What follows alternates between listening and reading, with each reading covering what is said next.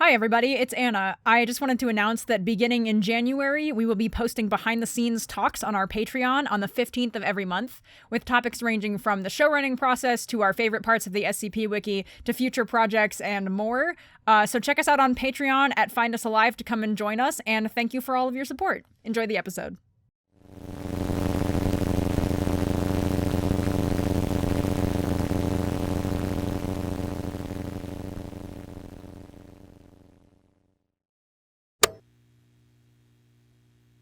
A lot can happen in 9 hours. I come to you on record from my portable kit. 9 hours ago, we lost power to the entire facility. It's a -1, a big one. Has to be. I can't think of any internal explanation there could possibly be. The Foundation is too thorough for any wiring or technical error to be able to kill the power to the whole site. I'm in my office. It is extremely dark. I'm keeping my flashlight off. I keep seeing people pass by in the hall outside. Sometimes I can hear them yelling. I don't think things are entirely safe out there. Yeah, also, Site 107 has descended into a state of complete feudal chaos. As soon as the lights went off, and everyone figured out that it was the entire site, not just an isolated incident, that's when the panic set in. People running in every direction. I've never seen anything like it before. It was like the end of the world. Utter, absolute darkness, strobed by the beams of dozens of flashlights and cell phones. It's intriguing to see how little it takes to reduce 100 of the world's strongest and smartest people to a mindless stampede. Or rather, how little it takes when you add it to being trapped in a pocket dimension. I ran to my dorm. I wanted to see if I could get access to the radio pack before things got too hairy, but I couldn't find the key to unlock it.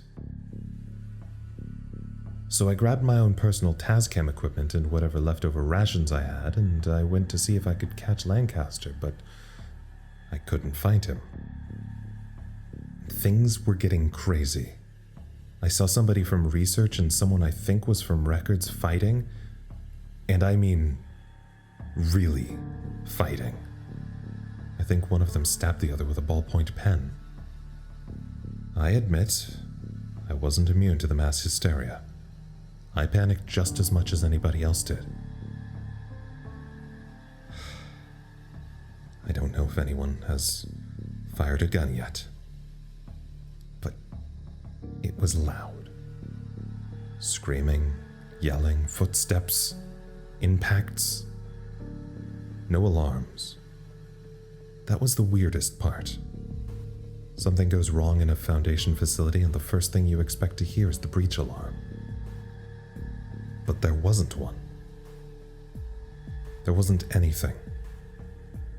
Just people. People and weapons and white LED beams cutting through the thick black darkness. And then it was silent. About 2 hours after we lost power, I finally made it to the booth, and it was quiet.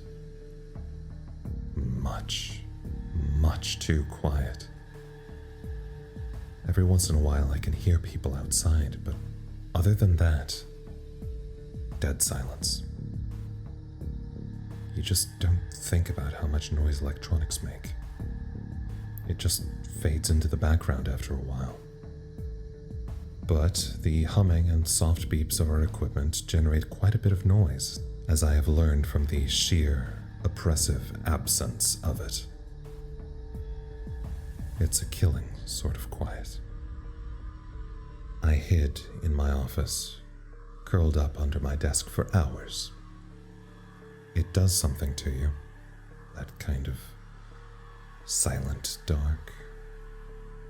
It activates a dormant animal instinct and you start listening to your own heartbeat just to escape the emptiness. The void. Your brain conjures sounds from the nothing just to make you feel better. Because the other option is that there isn't anything at all. And that's much, much worse. Almost 100 people in this building, and it was still as the grave. For a while, I actually worried I might be the only one left somehow. Like everyone else had cannibalized each other in the violence. And everyone was dead. And now it was just me. Alone in this pitch-black, labyrinthian research facility. I haven't left the office yet. I'm going to have to, though. I didn't bring any water in with me. And I guess I'll eventually be finding out if the toilets work in a blackout after all. I don't know what's going on out there. And I'm not overly enthused to find out. Sometimes I still hear people fighting. Somebody even tried my door handle, but for once I've actually locked it. They probably didn't think the radio office is valuable enough. They'd be right, if it weren't for my crank generator. It's barely enough to keep a few walkie batteries charged and my tiny little space heater working, but nobody can find out I have a generator. Security is always loud as hell, but I haven't heard any of them. I take that to mean they're separated, because if any of them were together, you'd be able to hear them talking from 2 halls away. Botany and records are likely holed up like I am, doing God knows what. I don't know where psychology would be. Scattered, most likely. None of them ever seem that close to one another, which means I also have no idea where Lancaster is. My biggest worry, though, is the field agents. Any of the people from outside who got trapped. There are a handful of outside agents in here, and all of them are extremely unpredictable. I wouldn't put it past them to abandon the sense of camaraderie we've been trying to build since the shift. And where the hell is Klein in all this? I doubt my tiny little generator could give us enough power to reach any comms beyond a few rooms anyway. We need to get everybody in the same place. We need to call a truce so we can figure this out. But I doubt that's going to happen. Not in the state things are. Did you hear that? I think I heard.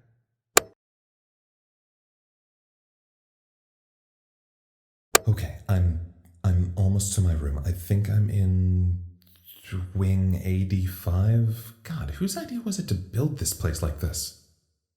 It's very hard to tell where I am in the dark. I'm trying to use my flashlight as little as possible in case somebody sees me. I've managed to make it this far without running into any of the others. I'm going to sneak in, fill as many receptacles with water as I can, and I'm going back to the comm office.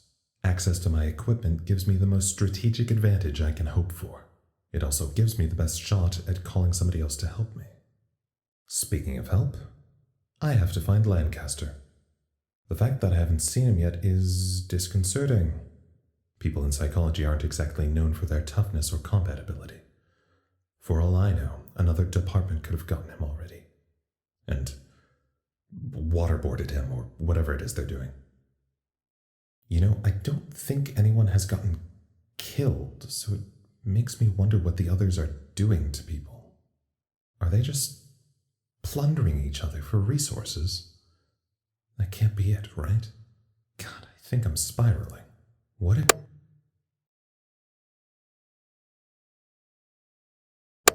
This is Dr. Harley coming to you live from the inside of a broom closet. I managed to get out of the open hallway before containment saw me. They're sweeping the site. They're looking for batteries. From what I heard when I was listening under the door a second ago, Alvis isn't even with them. Apparently she went off on her own mission. Doing what? It's a mystery, but one of the containment officers is carrying a literal torch, and I don't even know what to do with that. Okay. Okay. I'm listening. She's after Klein. That makes sense. They're looking for Elvis. Wait, they're looking for... What? They don't know where she is? She's their boss. I feel like... Damn it. They don't know where Klein is either. I'll find Lancaster and maybe he can help me find...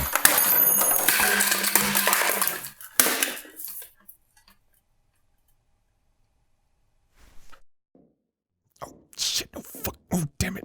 Shit. Oh, fuck. God. I am so out of shape. Okay.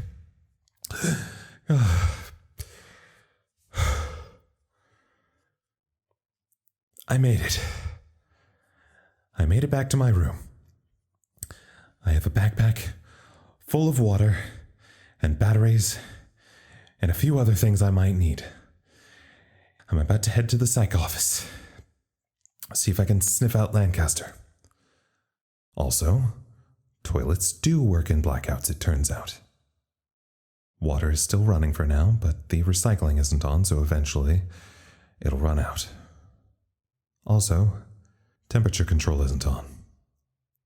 It's getting very cold in here. I'm going back out Overwatch Command. Wish me luck.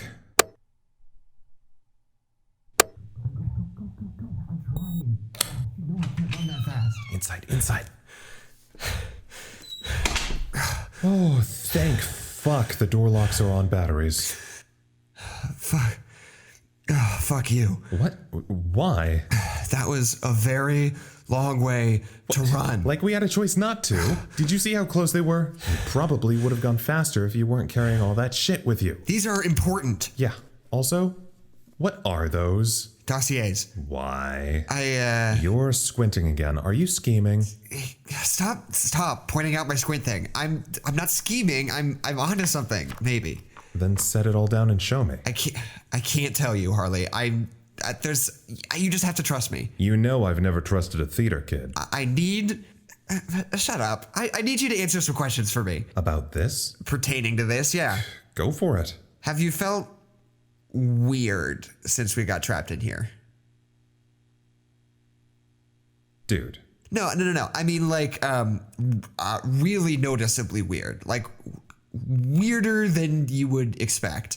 I don't know. I was really spacey for the first week or so, but other than that, not really. Okay. Scheming.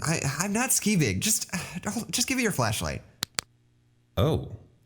Are they all only one page? These are just the cover sheets. Department heads? The ones on the top of the stack, yeah.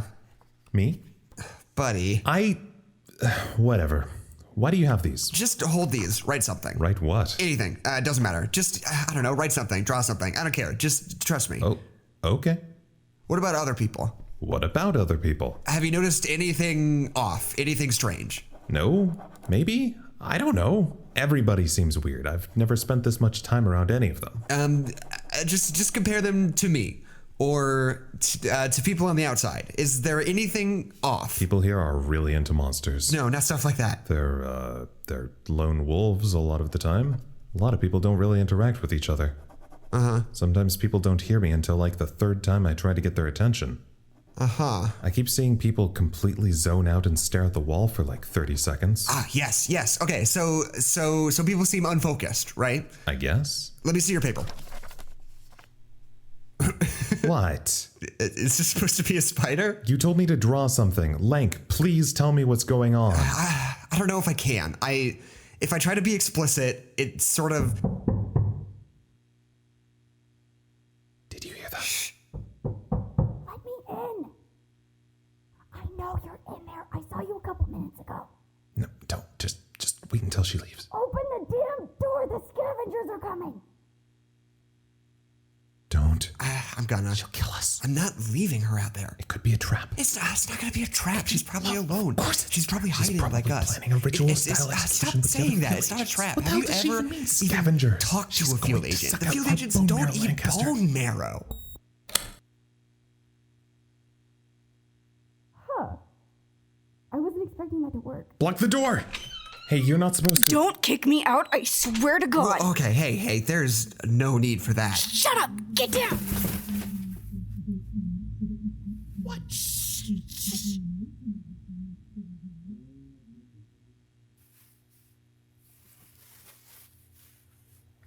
Don't kick me out. We are not going to kick you out, all right? We just need everybody to be calm. So please put that away. What the fuck was that just now? Sounded like containment. No. No? Engineering? Worse. Worse? Medical.